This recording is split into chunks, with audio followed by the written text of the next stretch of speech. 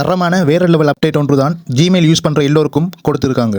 இனிமே நீங்கள் உங்கள் ஜிமெயில் யூசர் நேமே உங்களுக்கு பிடிச்ச மாதிரியே மாற்றிக்கொள்ளலாம். நீங்கள் ஆரம்பத்தில் இப்படி 1 2 3 போட்டு அல்லது ஏபிசி போட்டு அல்லது XYZ இப்படி எல்லாம் போட்டு ஜிமெயில் ஐடி கிரியேட் பண்ணியிருப்பீங்க. இப்போ அந்த ஜிமெயில் ஐடியை முக்கியமான தேவைகளுக்கு கூட சொல்ல வைக்கப்பட்டுட்டு யூஸ் பண்ணிட்டு இருப்பீங்க.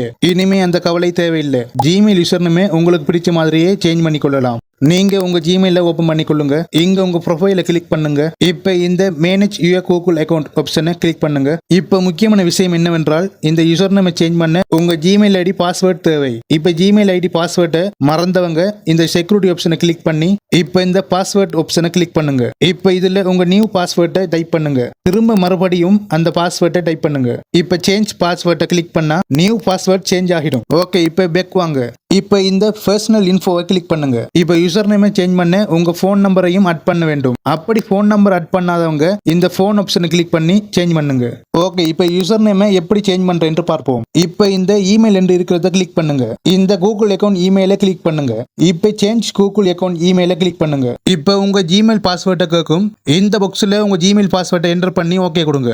இப்ப லாஸ்டா ஸ்க்ரோல் பண்ணீங்க என்றால் இப்படி ஒரு பாக்ஸ் வரும். இந்த பாக்ஸ்ல உங்க நியூ யூசர் நேமை டைப் பண்ணுங்க. இப்ப லாஸ்டா சேஞ்ச் இமெயில கிளிக் பண்ணா நியூ யூசர் நேம் சேஞ்ச் ஆகிடும். முக்கியமான விஷயம் என்னவென்றால் நான் ஏற்கனவே சொன்னது போல நியூ யூசர் நேமை சேஞ்ச் பண்ண உங்க போன் நம்பரை ஜிமெயில ஆட் பண்ண வேண்டும். அப்பதான் new Gmail user name change ஆகும். அதனால நான் சொன்ன மாதிரி உங்க போன் நம்பரை ஃபர்ஸ்ட் ஆட் பண்ணிட்டு நியூ யூசர் நேமை சேஞ்ச் பண்ணுங்க.